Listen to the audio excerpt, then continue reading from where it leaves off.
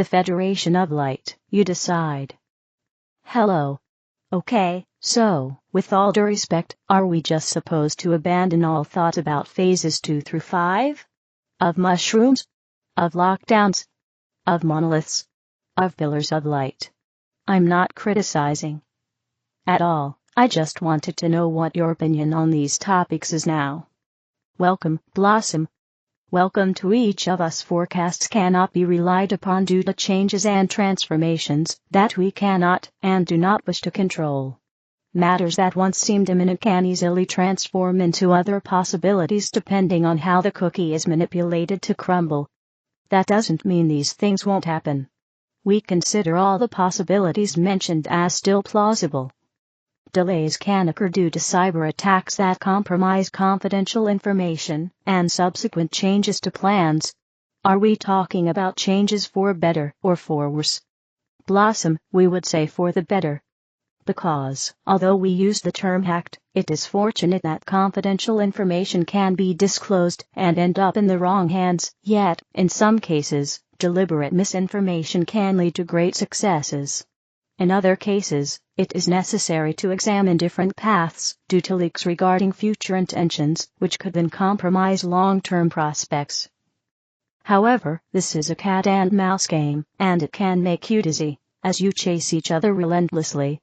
This is how it can be presented, yet we say in all frankness, such light is showing the way. Can you not perceive the shift in energy within you, in everything? Yes, I can. And it makes me feel really good. Dear souls, the most important thing you need to know, to feel, is this new energy that is of such strength, such light. If it should happen that another star Lachlan or star materializes, then so be it. Because your awareness of self-determination will overcome any failure its purpose intended to cause. Because who can say that, if it were to happen again, it might not turn out to be the best thing that could happen? Life, in itself /of/as/through itself will present you with unexpected delights, and, at the same time, unexpected challenges. How will you choose? Having gained a greater understanding of being to accept, behave, and react to whatever happens to you. Befall means to happen, occur, but it usually has a negative connotation. However, its original context did not have a negative connotation. You choose, dear souls. You decide your thoughts, every move you make. It's your show. It's your movie. It's your life. You choose how much chaos you want to experience. You choose which rabbit holes to dive into, or not. You decide how to spend every moment of your day. You know. So do it. There is still a strong attachment to the lower light. It is designed to drag you down, attract you to it. And when you follow that impulse, you simply become fresh bait. You are energy food for those who have turned away from their own light, and you are needed for their well-being. Think about it carefully. Every time you delve into, let yourself be absorbed by, any topic that even slightly drains your energy, you are feeding the darkness. That is why we ask you to be vigilant. We ask you to realize this. A little peek here and there may seem harmless, yet you are only presenting yourself as a snack for the darkness, which can suppress its appetite for a while because it keeps you going until you allow yourself remain course. It's very similar to when I quit smoking. The monster, the craving, was dying, and the moment you fed it again with a cigarette, you saved its life, gave it new life when you wanted it dead so badly. Indeed, Blossom, that is exactly it. The darkness is powerless without you. They need you. Now more than ever they are suffering, they are having withdrawal symptoms, if you will, because so much light is arriving on your planet, and the darkness cannot satisfy its hunger with the same ease it was used to. So, even if, as we keep saying, the world and its fake news are doing an excellent job of literally shoving fiery material in your face. Sorry, I have to interrupt you. Is that correct? Let me check. Well, once again you are right. Besides meaning a bright light, it can also mean extremely angry. Who would have known? We thank you for your attention on these topics. We were referring to the false narratives presented to you. Many are becoming aware of these situations. In this sense, a person's attitude can transform the energy of being deceived into a fact that is becoming increasingly evident and, consequently, allows more light to enter through these awakenings. You see, dear souls, not everything is as it seems. Some matters seem decidedly out of control. Yet, in truth we tell you. In truth? In truth? It sounds like you come straight from the Bible. With all due respect. That is the word that came to my mind, that is the word I wrote. I wanted to check it. I had to look it up, just for confirmation. Verily is an old word that means truly, in truth, or certainly. People used it a lot in old books, like the Bible, and in Shakespeare's works, to show that a statement is true or certain. I like it, guys. Keep it up, guys, in all verity. And we will say no more. Thank you, Blossom. We appreciate your sense of humor.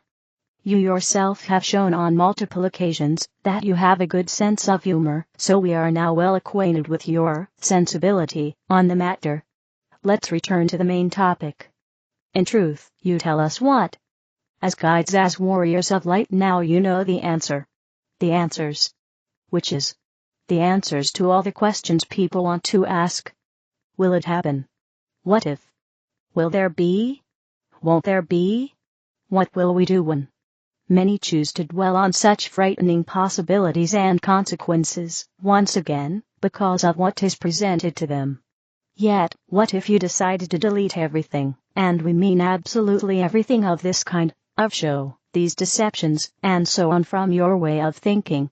And what if you decided to free yourself from every fear that has come to your mind because of such motivations? How do you think your life would present itself then? So differently, dear souls, so differently. Imagine, if you chose to investigate only happy stories, uplifting and encouraging tales, based on truth that inspire and motivate. Blossom, please repeat this sentence in capital letters. Imagine, if you chose to examine only happy stories, uplifting and encouraging tales, made of truth that inspire and motivate. Because the cracks in the glass can no longer support the structure. With every soul awakening now, another crack appears until the entire system collapses, leaving a space. A space that, while we speak to you, Blossom, we are showing you the glass shattering into trillions of fragments, and, as this happens, that space fills with such a brilliant light, as if celestial angels were singing. As if it is over. It's beautiful, yet you have said for a long time, it is over, the light has won. Indeed, that is so, yet we are speaking to you of a time when you will not only hope that to be the case, but you will know it is so, because it will be as if the veil between worlds is visibly lifted, and you will witness it. Well, my friends, that is absolutely fantastic. It sounds similar to what has been spoken of as the event, the happening, the rapture, etc. Who knows? We might experience it during our lifetime, or not. For my part, I will continue to know it as a truth, whether I am still on this planet, or elsewhere. Because in truth I tell you, I see no reason why it shouldn't be so. Thank you, guys, I enjoyed that. And in truth we tell you, Blossom Goodchild, we also enjoyed this conversation very much. Thank you. With gratitude, with loving service. I am. Premise. After doing some research, it emerged that the central idea, or the setting, that drives the plot of a book, movie, or TV series. Perfect. Spirituality is easier than you think. Spirituality isn't something you add to your busy life, it's what remains when you stop overcomplicating it. Discover how presence, acceptance, and reverence for the ordinary can return you to a sense of wholeness and peace. I used to think spirituality was something I had to add to my life. I believed it was about fitting practices into an already packed schedule, hoping they would make me feel better. I treated it like a vitamin, something that would make me smarter, calmer, or complete. I chased it with the same frantic energy I dedicated to everything else. convinced that if I just added one more thing to my day, I would finally be okay. But I was wrong. Spirituality isn't something you add, it's something you uncover by letting go of what you don't need. Spirituality was always there. I didn't understand this overnight. It happened gradually, over ordinary days, until I started to notice how much effort I was putting in without knowing why. The invisible weight we carry. Perhaps we all walk around with a feeling that something is holding us back. The world can sometimes be difficult to handle, and it can feel like an invisible weight is dragging us down, making even the simplest things hard. Even at rest, our bodies can remain tense, braced for anything.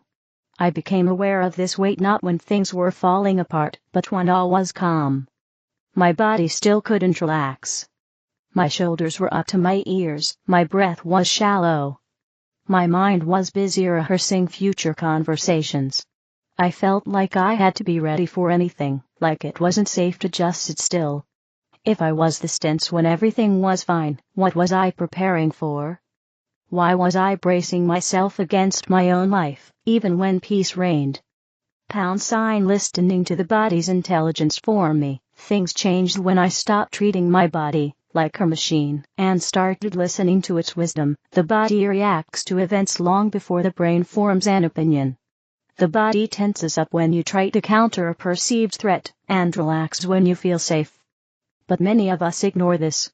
I started paying attention to the small signals. I noticed my chest tightening when I was in a hurry. I felt a heaviness behind my eyes when I overdid it. I experienced relief when I let go of expectations. By paying attention to these signals, I understood something important. I wasn't tired because of what I was doing, but because of how I was doing it. I was forcing my life. The illusion of separation. I believe many of our difficulties stem from the belief that we are separate from everything else, each of us a tiny, solitary unit moving through a world that doesn't care about us. We compare ourselves to others and may feel like we constantly have to defend ourselves or prove we are enough. But when you are truly present, you can see that this isn't true. Sometimes, when you walk, listen, or simply breathe, the wall between you and the world feels thinner. You aren't facing life alone, you are part of something larger. You can't stop trying so hard. Giving up the strain doesn't mean escaping reality, it means facing it. Wholeness is simply remembering that you are not separate from everything else. The practice of allowing. Many people talk about spirituality as if it were hard work. They tell you to focus intensely, discipline your mind, and elevate your consciousness. Hard work has its place, but it can easily become another form of control. I had to learn to let things happen. Allowing doesn't mean being lazy or apathetic. It means facing what happens without trying to change it immediately. It means letting thoughts arise without chasing them, and letting emotions flow without fighting them. I started experimenting with this approach in small ways, allowing silence in a conversation, pausing before responding to someone, sitting with a feeling of discomfort without trying to justify it. At first, it felt strange because I was used to believing I had everything under control. Eventually, I noticed that letting be created space. And in that space, I realized I was forcing things, trying to make myself understood by others, or solve problems that hadn't even arisen yet. When I stopped, the simple truth of the situation became clear on its own. Spirituality only asks you to be yourself, honestly. Living without constant self-correction. Many of us live on a treadmill of self-improvement. We watch ourselves like hawks. Am I doing the right thing? Am I calm enough? Am I spiritual enough? Even when we try to relax, a part of us stands in a corner evaluating our performance.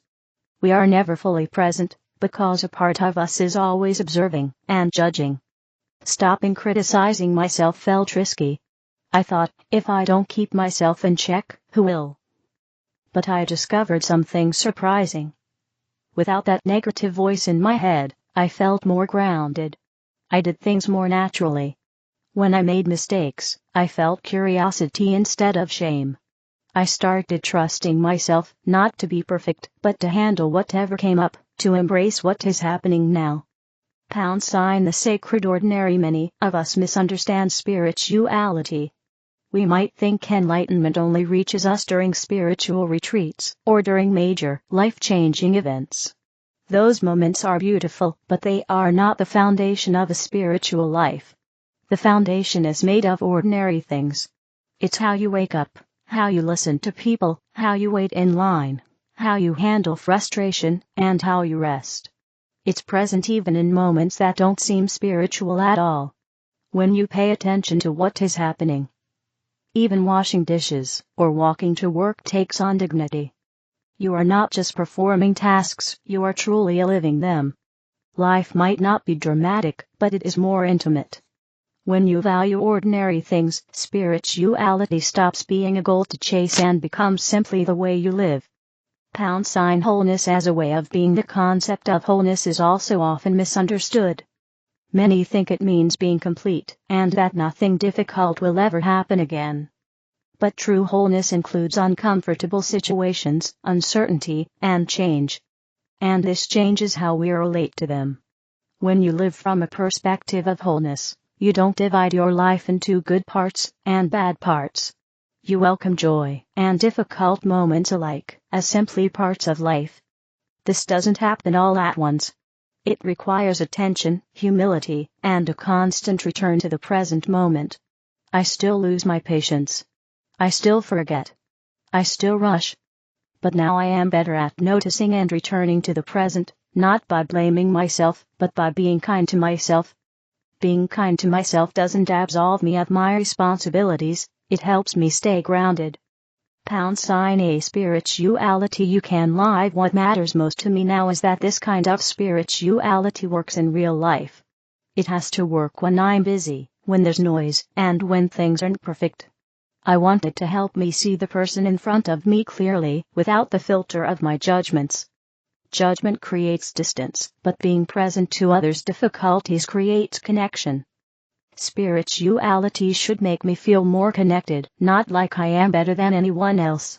If you can't live your spirituality on an ordinary Tuesday, it's incomplete. What I have learned is simple, even if not always easy. Being present matters more than trying to become a better person.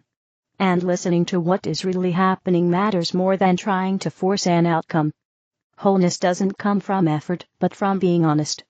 We don't need to become a new person to live spiritually. We just need to stop abandoning ourselves in the process. When we do, we discover that what we were looking for was not elsewhere. Spirituality was already here, waiting for us to notice it. Message from the angels, living in harmony with nature. Dear friends, we love you so much. If you observe the unnatural world, the reality created by focusing on what is wrong in the world and in others, you will find many reasons for concern. But if you observe the natural world, nature, people living in peace and harmony, animals going about their daily activities, you will find many surprises and moments of joy. The natural world is like a healthy body, constantly responding to the needs of all its parts and systems. At every moment, nature recalibrates, working towards greater balance and order. It is an eternal evolution. Your ecosystems are magnificent examples of this harmony. Even amidst the destruction of a forest fire, a rebirth is underway. Dead vegetation is cleared away. Ash nourishes the soil. Pods and pine cones have evolved to release their seeds only at high temperatures. Natural vegetation returns, and invasive species often disappear.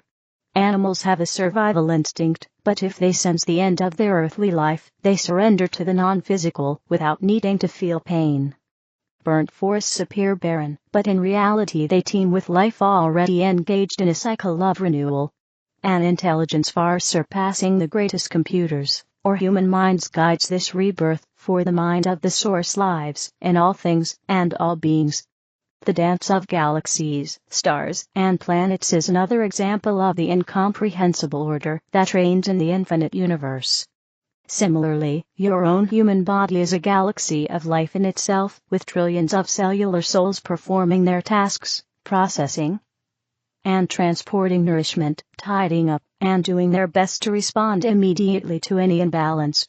Wrapped in the light of the source, they could keep you alive much longer than modern medicine believes. While it is easy to drift away from your natural state of love and well-being, it is not difficult to return to it. A single moment of love or appreciation connects you with your true nature. A single kind thought can bring you back to your essential self. When you align with your true loving nature, you will live in balance, harmony, health, peace, and in a dance of support with those around you. By recalibrating your life and mind to feel more love and appreciation, you will notice the return of natural harmony to your life. You will feel the natural impulses that guide and help you.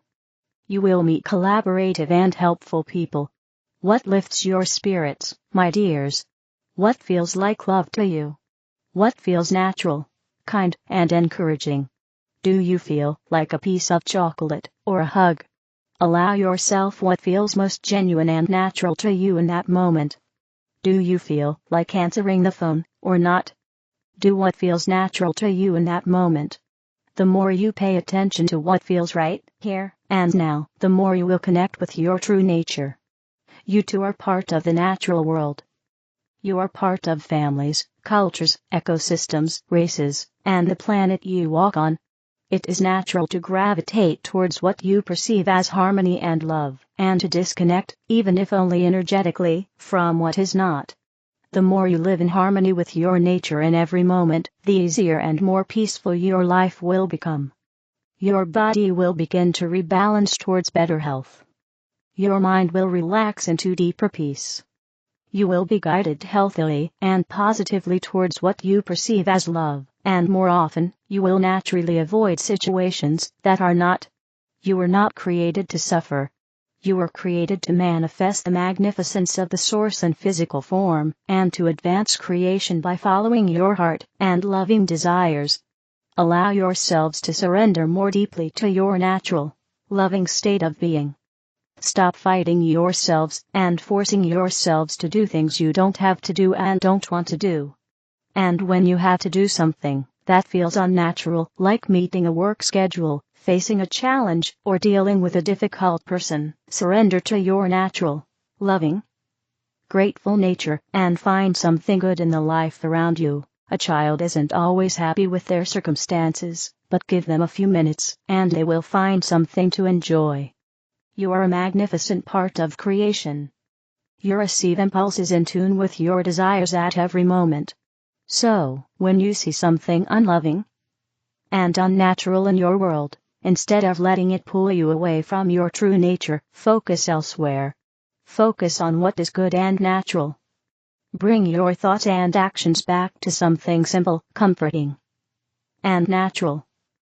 A higher order is at work at all times, coordinating and guiding the natural universe, and you. God bless you. We love you so much. The angels. Continuing with our ascension. We have entered a vast and boundless space, the space of our becoming. It is silent yet rich with the potential of our new selves. We stand in the moment before change. Much is happening both inside and outside of us. We are being shown things our minds might find hard to grasp, and we are learning new ways of doing things.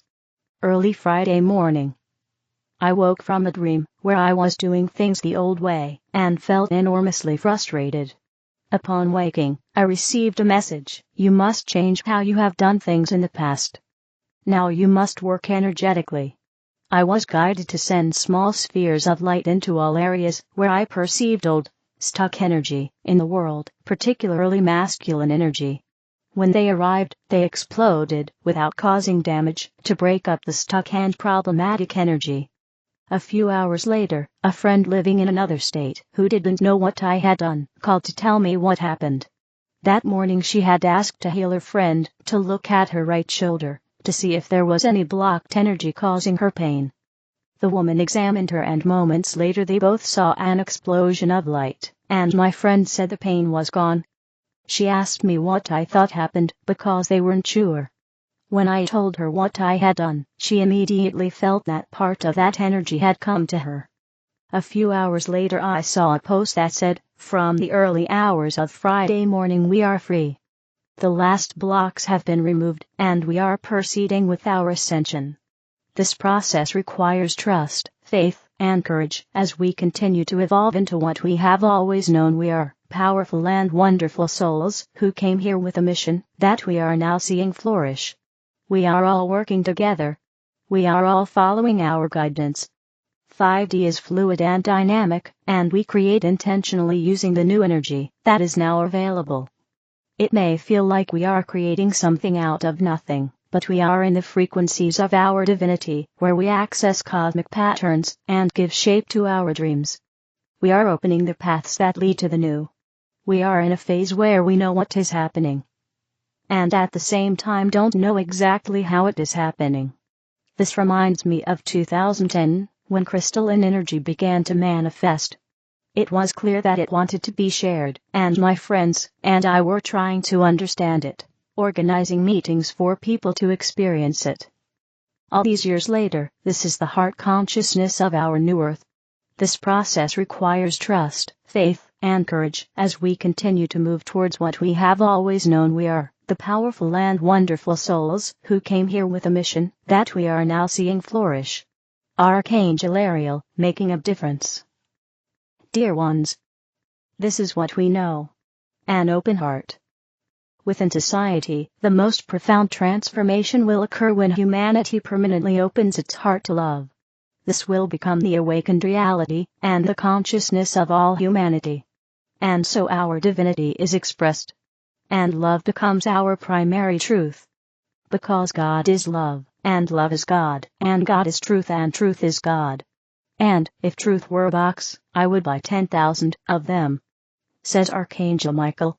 I then proceed to ask him a question I have always wanted to ask myself. Where exactly is heaven? Heaven is in your heart, he says. And how do we get there, I ask? You must make amends for your mistakes, he says. Fantastic. That means we are all flying by faith. Yes. So I tell you that people can live day by day, opening their hearts only intermittently, as in the past, or they can rely on faith and permanently change their way of living. Opening their hearts permanently, says Michael. That makes perfect sense. Beautiful.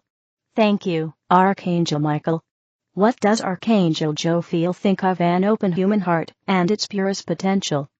Well, to tell the truth, an open heart has the potential to generate an enormous joy of the moment. I know this from a poem song that Ariel wrote for me a few months ago. It goes like this. The joy of the moment is all I know, even if it hasn't always been this easy. Life should be magnificent, that's what God has in store for us. So fun, easy, and carefree.